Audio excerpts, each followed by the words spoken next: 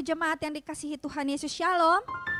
Saya yakin dan percaya kita semua yang ada di rumah, yang menyaksikan ibadah ini, saya yakin dan percaya kita semua boleh diberkati, kita boleh dipenuhi oleh Roh Kudus, amin.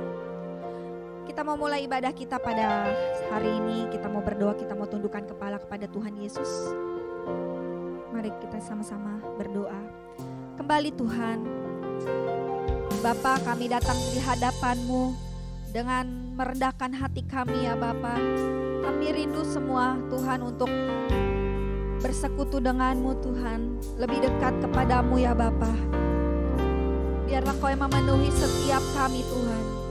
Roh Kudus-Mu boleh membimbing setiap umat-Mu Tuhan. Terima kasih Tuhan Yesus. Kami mau sembah Engkau, kami mau puji nama-Mu. Haleluya Bapa. Kami serahkan ibadah kami di dalam tangan-Mu. Mari naikkan pujian ini Bapak Ibu yang di rumah. Naikkan pujian ini dengan segenap hati katakan. Allah Roh Kudus,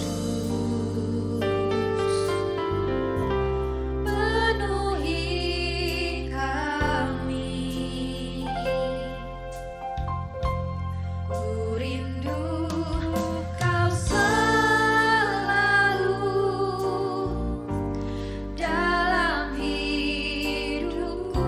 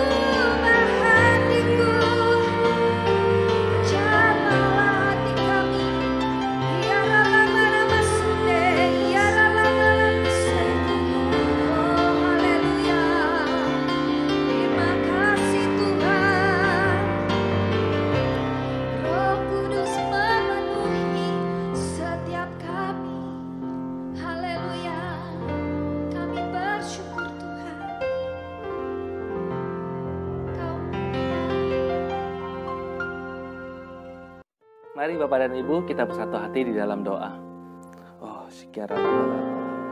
Bapak, kami berterima kasih buat segala penyertaan-Mu dan lawatan-Mu. Kami sehati berdoa buat gembala pembina kami, Pendeta Insinyur Niko dan keluarga.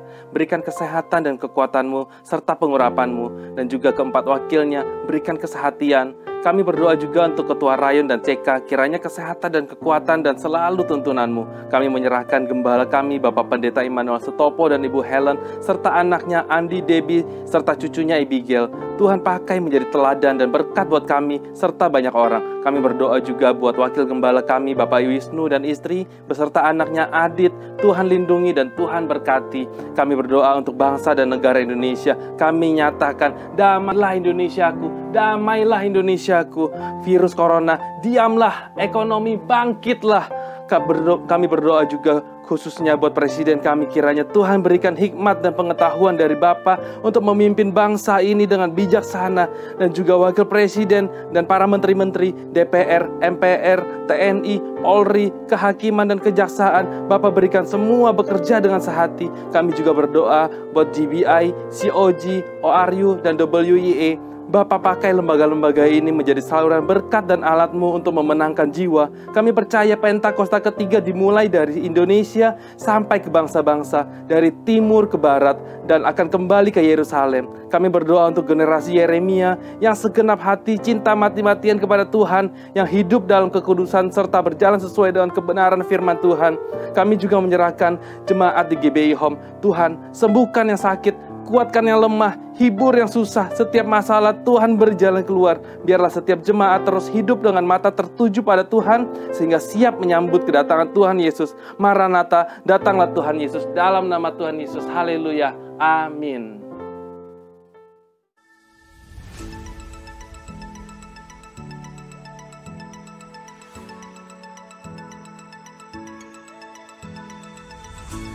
Ibadah minggu depan akan dilaksanakan pada hari Minggu pukul 11.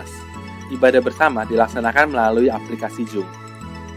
Diharapkan jemaat dapat mengambil waktu untuk masuk ke hadirat Tuhan di rumah masing-masing, berdoa bersama keluarga pukul 9 malam setiap hari. Mari bergabung bersama keluarga untuk menikmati dan merasakan hadirat dan pengurapan Roh Kudus lewat rumah doa GBI Home Palem Galaksi setiap hari Selasa pukul 8 malam via Zoom. Untuk para wanita, bergabunglah di dalam ibadah doa wanita yang diadakan setiap hari Rabu pukul 7.30 malam via Zoom. Bagi jemaat yang rindu bersekutu dan bertumbuh di dalam Yesus, kami undang untuk bergabung bersama di dalam komunitas Cool yang dilaksanakan setiap hari Kamis. Cool dilakukan melalui aplikasi Zoom. Silakan menghubungi Bapak Catur di nomor 0857 1550 2817 untuk mendapatkan undangan. Persembahan dapat disalurkan melalui rekening berikut. Persembahan umum dan perpuluhan BCA 07376 07376 atas nama GBI Palem Galaksi.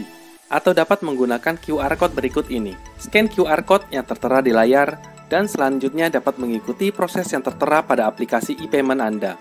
Persembahan misi dan diakonia BCA 073 073 6789 atas nama GBI Palem Galaksi.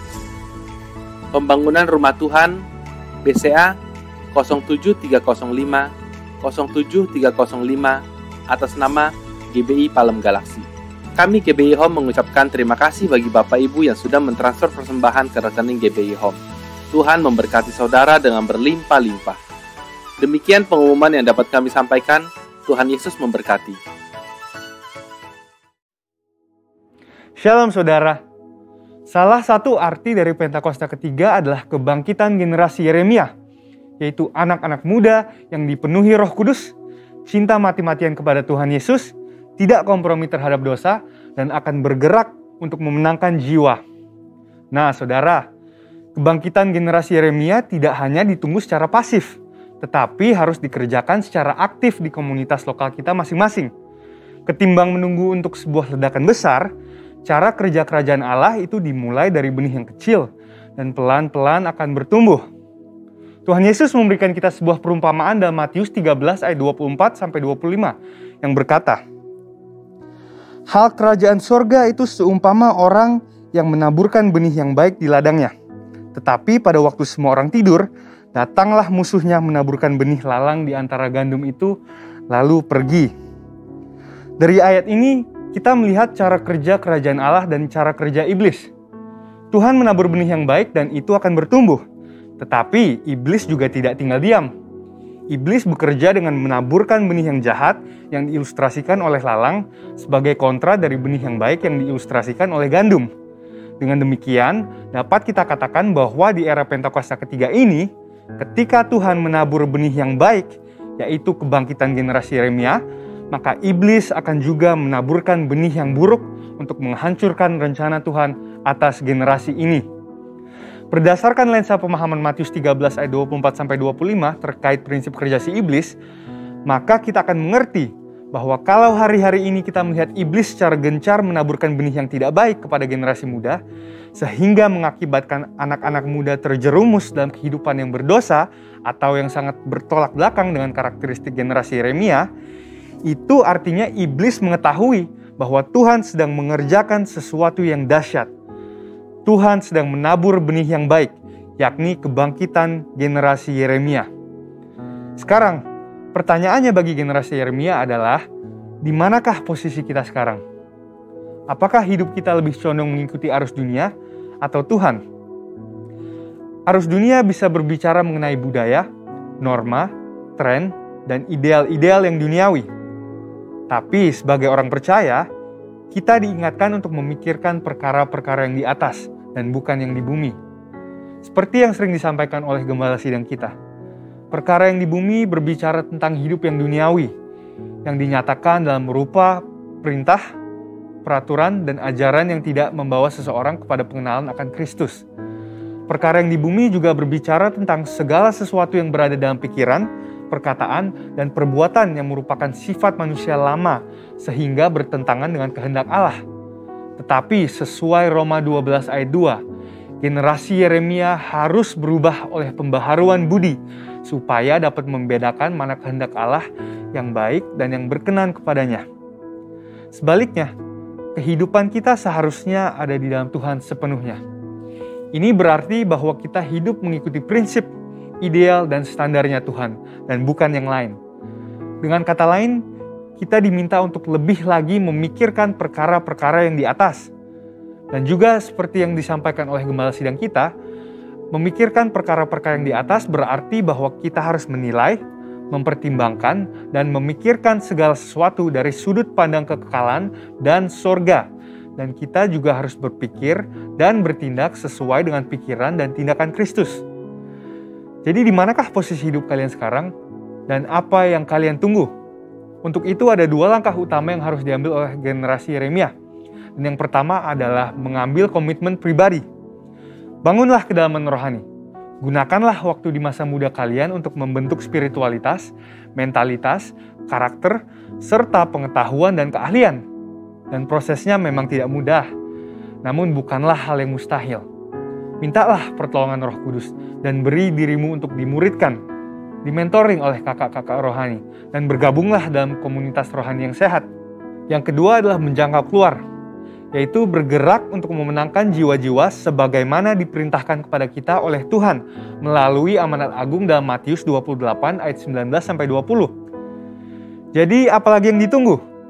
Jangan sampai yang ditunggu adalah kesiapan diri kita, sementara diri kita tidak melakukan apa-apa, tidak memiliki kerinduan untuk dipenuhi dengan Roh Kudus, tidak ada gairah untuk cinta mati-matian kepada Tuhan Yesus, dan belum rela untuk melepaskan kompromi dengan dosa yang tentunya menghasilkan kenikmatan bagi kedagingan. Hal ini dapat diumpamakan seperti kita berada di dalam mobil dan mengharapkan untuk tiba di tempat tujuan, tetapi tidak menghidupkan atau menjalankan mobil tersebut. Nubuatan telah disampaikan. Janji Tuhan tentang kebangkitan generasi Yeremia telah dinyatakan. Tetapi kitalah yang harus mengambil keputusan untuk bangkit dan untuk bergerak. Untuk itu, ini adalah saatnya untuk meresponi panggilan Tuhan dan untuk menggenapi rencananya atas generasi Yeremia dan atas umatnya. Saudara, untuk penjelasan lebih lengkapnya dari tim teologi kami, silahkan buka link yang ada di atas atau scan QR Code yang tersedia. Salam integritas dan Tuhan Yesus memberkati.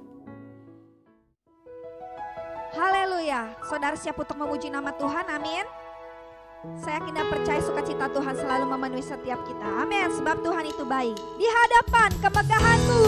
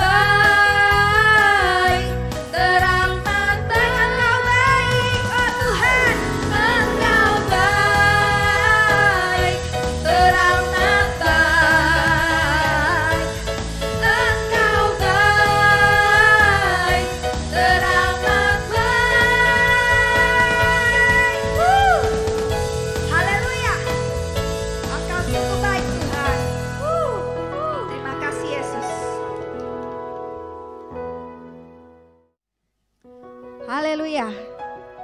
Haleluya. Tuhan kita itu baik, amin. Bapak Ibu yang di rumah, tiba saatnya kita mau persiapkan hati kita untuk mendengarkan kebenaran firman Tuhan. Kita mau masuk ke dalam hadirat Tuhan lebih dalam lagi. Kita mau berdoa kepada Tuhan Yesus. Terima kasih Tuhan Yesus. Terima kasih untuk sukacita-Mu yang penuh Tuhan bagi setiap umat-Mu Tuhan. Walaupun kami ibadah di rumah kami masing-masing Tuhan Yesus, tapi kami percaya Tuhan sukacita-Mu tidak pernah berkurang sedikit pun bagi setiap kami Bapa. Sebentar kami mau mendengarkan firman-Mu Tuhan. Biarlah firman-Mu itu Tuhan boleh menjadi air yang hidup bagi setiap kehidupan kami. Terima kasih Tuhan. Mari Bapak Ibu jemaat yang di rumah, kita menaikkan pujian ini. Naikkan pujian ini dengan sukacita-Mu. Katakan, seperti wanita mengurapimu, menangis di bawah kakimu. Demikian hidupku mau mengasihimu, Yesus Engkau baik bagiku. Sampai akhir ku menutup mata, ku tetap setia menanti janji-Mu. Sampai ku dapat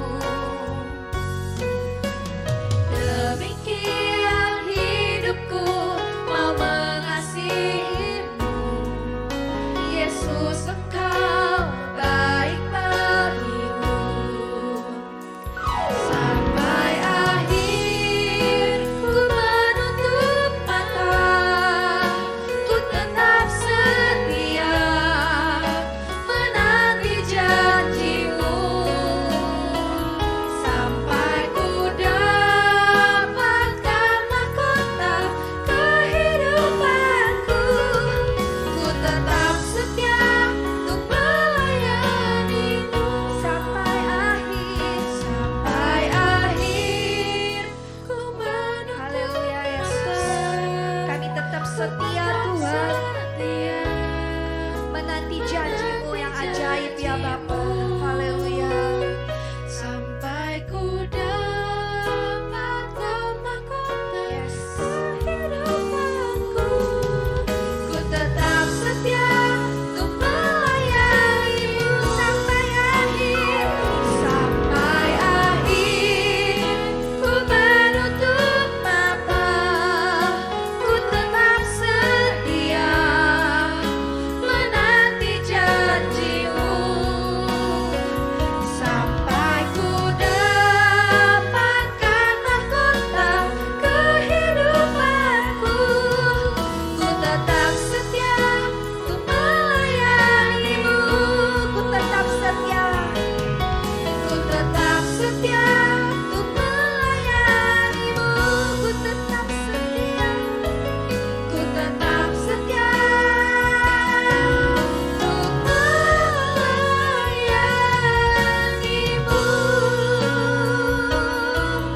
Haleluya Yesus. Kami tetap setia melayani-Mu Tuhan. Shalom saudaraku terkasih di dalam Yesus Kristus. Puji Tuhan, pada pagi siang hari ini kita masih bisa berkumpul, bersekutu, menyembah, memuji Tuhan. Dan saat ini saatnya kita belajar firman Tuhan. Oh haleluya. Tema khotbah pada pagi hari ini akan kami angkat tentang berjalan dalam tuntunan Tuhan. Haleluya. Saudara, perjalanan hidup orang percaya digambarkan seperti perjalanan orang Israel. Dari kehidupan perbudakan di Mesir menuju tanah perjanjian. Penuh dengan liku-liku, mara bahaya dan banyak persoalan kehidupan yang harus dijalani oleh bangsa Israel.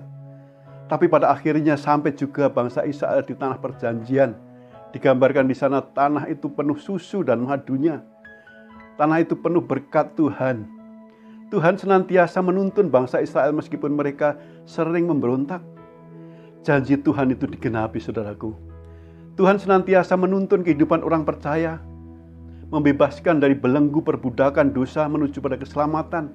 Ketika kita mengaku Yesus menjadi Tuhan dan Juru Selamat, Dia telah menjadikan umat milik Tuhan dan menteraikan dengan Roh Kudus-Nya. Oh haleluya. Saudara, hendaklah setiap kita orang percaya sudah memahami kemana tujuan perjalanan akhir hidup kita. Tahukah saudara, tanah perjanjian bagi orang percaya? Perjalanan akhir hidup orang percaya adalah menjadi serupa dengan Kristus dan pulang ke rumah Bapa. Amin. Dan setiap orang percaya harus memelihara keselamatan yang Tuhan sudah berikan di dalam nama Yesus Kristus.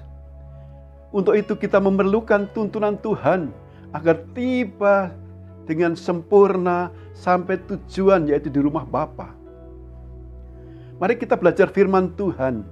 Saya sangat diberkati dengan firman Tuhan ini dari kitab Mazmur 20 ayat 1 sampai dengan 10.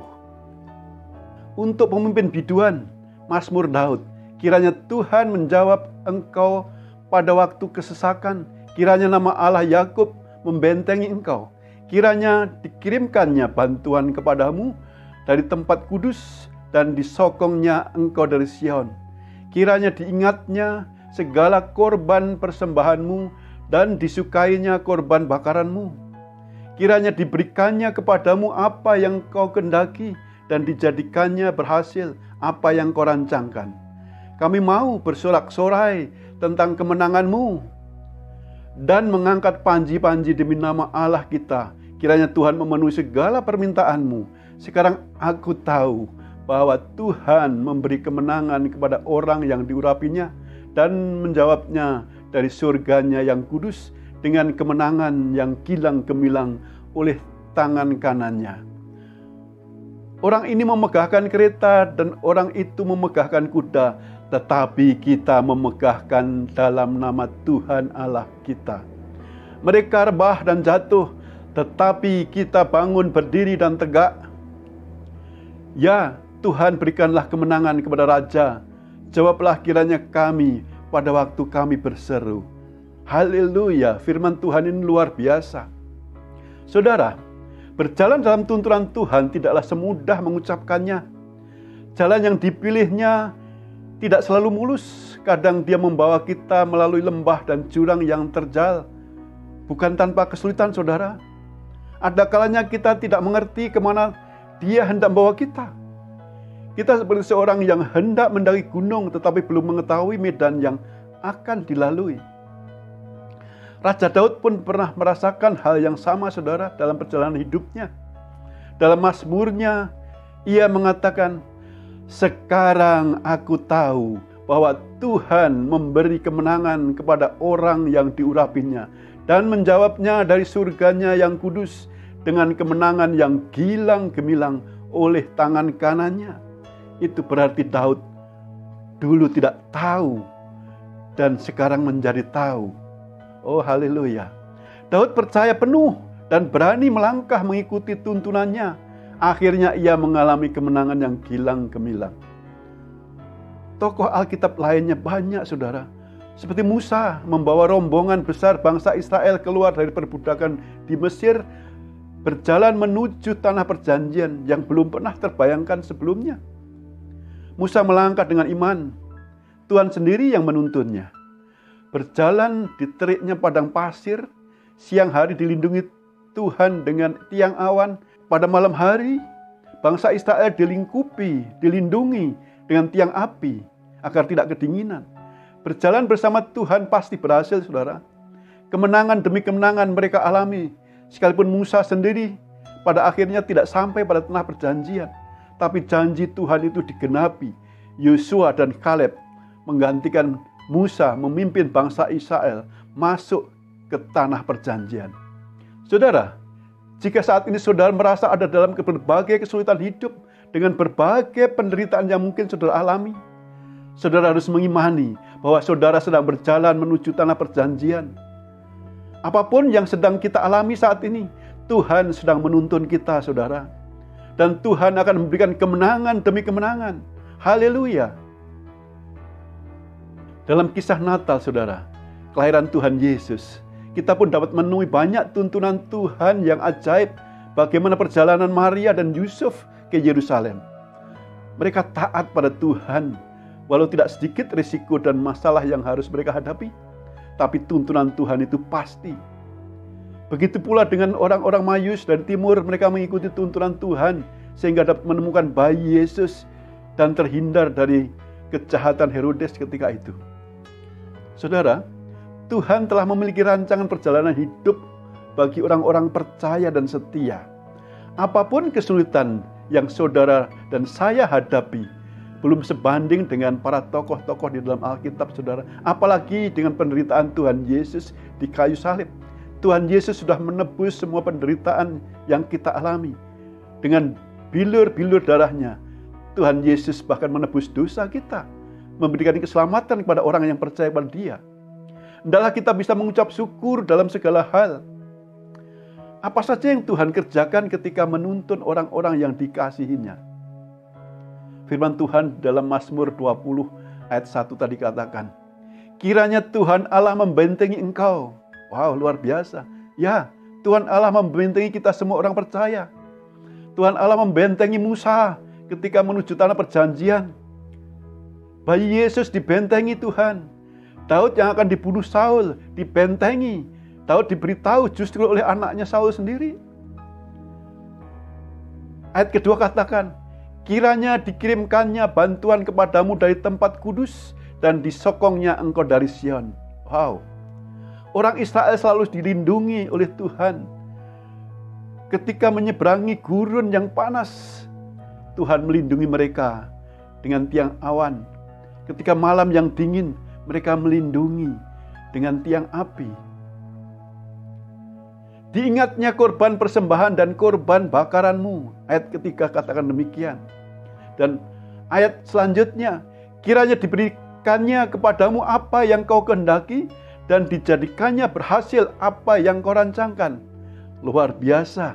Tuntunan Tuhan senantiasa membawa kepada keberhasilan kepada orang yang percaya. Sebab Dia sendiri yang turun tangan, saudaraku. Kami mau bersorak-sorai tentang kemenangan-Mu dan mengangkat panji-panji demi nama Allah kita. Kiranya Tuhan memenuhi segala permintaanmu. Bahkan Tuhan sendiri selalu menjawab doa-doa orang percaya, saudaraku. Dia sangat mengasihi saudara dan saya. Dia mengetahui segala pergumulan yang saudara dan saya hadapi. Dia Allah kita yang luar biasa. Dikatakan firman Tuhan selanjutnya, mereka rebah dan jatuh, tetapi kita bangun berdiri dan tetap tegak. Wow. Ya, Tuhan berikanlah kemenangan kepada Raja. Jawablah kiranya kami pada waktu kami berseru. Saudaraku, ketika saudara dan saya berseru, Tuhan menjawab doa-doa kita. Mari saudara, tempatkan Tuhan di dalam diri saudara, dalam hati kita. Tuhan menyertai kita, Tuhan sudah menuntun hidup kita. Saudara, kita memerlukan Tuhan untuk memandu perjalanan hidup kita. Sesulit apapun kehidupan yang kita hadapi, berjalan bersama Tuhan dan mengandalkan Tuhan, pasti kita diberikan kemenangan demi kemenangan yang Tuhan anugerahkan pada kita. Haleluya, puji Tuhan. Dan seperti Daud, suatu saat kita juga dapat mengatakan, sekarang aku tahu bahwa Tuhan memberi kemenangan kepada orang yang diurapinya dan menjawabnya dari surganya yang kudus dengan kemenangan yang gilang gemilang oleh tangan kanannya. Haleluya. Dan Rasul Paulus juga mengatakan di dalam suratnya kepada jemaat di Roma 8 ayat 28, kita tahu sekarang bahwa Allah turut bekerja dalam segala sesuatu untuk mendatangkan kebaikan bagi mereka yang mengasihi Dia, yaitu bagi mereka yang terpanggil sesuai dengan rencana Allah. Haleluya, puji Tuhan. Kita punya Allah yang dahsyat. Saudara, kalau kita dituntun Tuhan, artinya kita berjalan bersama Tuhan, saudara. Ada bagiannya Tuhan, Tuhan yang kerjakan. Dan ada bagian kita yang harus kerjakan. Apa bagian kita orang percaya? Mazmur 20 ayat 3 tadi katakan, diingatnya korban persembahan dan korban bakaranmu. Dan ayat 7 katakan, Tuhan memberi kemenangan kepada orang yang diurapinya. Syaratnya untuk kita masuk dalam kemenangan Tuhan, dalam kemasyhuran Tuhan, dalam kekuatan Tuhan. Satu, yang Tuhan mau dari kita adalah korban persembahan dan korban bakaran. Yang kedua, Tuhan hanya memberikan kemenangan kepada orang yang diurapinya. Haleluya. Korban persembahan. Korban persembahan seperti apa yang Tuhan mau? Roma 12, 1, 2 mengatakan, karena itu saudara-saudara, demi kemurahan Allah aku menasihatkan kamu supaya kamu mempersiapkan tubuhmu sebagai persembahan yang hidup, yang kudus, dan yang berkenan kepada Allah. Itu adalah ibadahmu yang sejati. Dan ayat kedua katakan, janganlah kamu menjadi serupa dengan dunia ini, tetapi berubahlah oleh pembaharuan budimu, sehingga kamu dapat membedakan manakah kehendak Allah, apa yang baik, yang berkenan kepada Allah, dan yang sempurna. Haleluya, puji Tuhan, Allah kita paling luar biasa. Tuhan mau kita mempersembahkan tubuh kita sebagai persembahan yang hidup, yang kudus, dan yang berkenan pada Allah. Saudara dan saya harus hidup kudus, supaya saudara dan saya diberkati. Dan Tuhan mau setiap kita tidak sama dengan dunia ini, yang bisa membedakan mana yang baik, mana yang berkenan pada Allah, dan yang sempurna. Tuhan mau itu. Setiap kita, orang percaya, lakukan untuk Tuhan. Puji Tuhan. Yang kedua, korban bakaran. Dalam perjanjian lama, korban bakaran adalah darah hewan. Tuhan Yesus sudah melakukan penebusan dosa dengan darahnya sendiri untuk kita, saudara. Korban bakaran adalah persembahan paling mahal yang kita miliki. Kita persembahkan ke mezbah Tuhan. Saudaraku, Tuhan Yesus sudah melakukan untuk kita. Tidak lagi kita persembahan darah melalui hewan. Apa yang paling mahal dari hidup kita, saudaraku? Tubuh, jiwa, dan roh kita adalah hal yang paling mahal. Apalagi yang mahal? Waktu kita, hobi kita, harta kita, yang Kita ada pada kita yang kita miliki, kita persembahkan untuk memuliakan Tuhan. Pertanyaan, siapa yang mengurapi kita dengan Roh Kudus-Nya? Jawabnya, ya Bapa di surga dalam nama Yesus. Orang-orang yang diurapi adalah mereka yang berjalan dalam rencana dan tuntunan Tuhan. Pasti akan diberikan kemenangan yang gilang gemilang. Haleluya. Ketika kita sudah melakukan bagian kita, Tuhan melakukan bagiannya, saudaraku. Saudara, kehidupan orang percaya itu sudah ada dalam rancangan Tuhan. Di dalam kitab Yeremia 29 ayat 11 katakan, sebab aku ini mengetahui rancangan-rancangan apa yang ada padaku mengenai kamu. Demikianlah firman Tuhan, yaitu rancangan damai sejahtera dan bukan rancangan kecelakaan, untuk memberikan kepadamu hari depan yang penuh dengan harapan. Saudara, ketika kita percaya mengaku Yesus Kristus dan Tuhan Juru Selamat kita, saudara sudah masuk dalam rancangan Tuhan, yaitu rancangan damai sejahtera, masa depan yang penuh dengan pengharapan. Saudara tidak perlu takut, apapun sudah hadapi, kesulitan yang sudah hadapi, pasti Tuhan janji, Tuhan memberikan kemenangan untuk kita. Haleluya, kita punya Allah yang luar biasa, Allah yang dahsyat. Mari kita refleksikan, kita renungkan firman Tuhan hari ini. Apakah saudara sudah berjalan dalam tuntunan Tuhan? Atau selama ini masih berjalan semaunya sendiri? Hanya saudara sendiri yang bisa menjawab. Apakah kita sudah memberikan korban persembahan dan korban bakaran? Apakah kita memberikan sesuatu yang berharga bagi Tuhan? Apakah sesuatu yang berharga itu bagi kita? Waktu, harta, hobi? Hanya kita sendiri yang tahu, saudara, yang bisa menjawab. Mari kita berdoa. Allah Bapa kami di surga dalam nama Yesus, kami mengucap syukur padamu Tuhan untuk hari ini. Kami sudah mendengar firman-Mu, kami sudah belajar firman-Mu Tuhan. Mari Tuhan, Kau meteraikan Tuhan benih firman-Mu di dalam loh hati kami Tuhan. Biarlah benih firman-Mu jatuh di tanah yang subur, di dalam hati kami yang mendengarkannya Tuhan.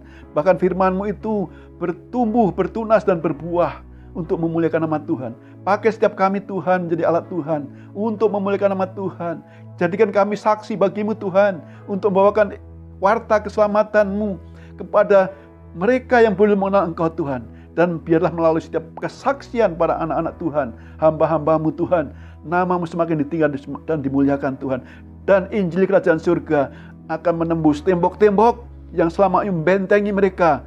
Tuhan, melalui virtual ini ya Tuhan, kiranya Tuhan firman-Mu itu menembus benteng-benteng, tembok-tembok yang selama ini tidak bisa tembus. Dan nama-Mu ditinggikan. Dan setiap lutut bertelut, setiap lidah mengaku, Yesus Kristus adalah Tuhan dan Juru Selamat. Terima kasih Bapa Surgawi, Engkau Roh Kudus akan bekerja lebih dahsyat lagi untuk kemuliaan nama Tuhan. Dalam nama Yesus, kami sudah berdoa dan mengucap syukur. Haleluya. Amin. Mari bersama-sama perkatakan iman dalam Mazmur 91. Dalam lindungan Allah. Orang yang duduk dalam lindungan yang maha tinggi dan bermalam dalam naungan yang maha kuasa akan berkata kepada Tuhan, tempat pelindunganku dan kubu pertahananku, Allahku yang kupercayai. Sungguh Tuhanlah yang akan melepaskan aku dari jerat penangkap burung, dari penyakit sampar yang busuk. Dengan kepaknya Tuhan akan menundungi aku, di bawah sayapnya aku akan berlindung. Kesetiaannya ialah perisai dan pagar tembok. Aku tak usah takut terhadap kedahsyatan malam, terhadap panah yang terbang di waktu siang, terhadap penyakit sampar yang berjalan di dalam gelap, terhadap penyakit menular yang mengamuk di waktu petang. Walau 1000 orang rebah di sisiku dan 10.000 di sebelah kananku, tetapi itu tidak akan menimpa aku. Aku hanya menontonnya dengan mataku sendiri dan melihat pembalasan terhadap orang-orang fasik.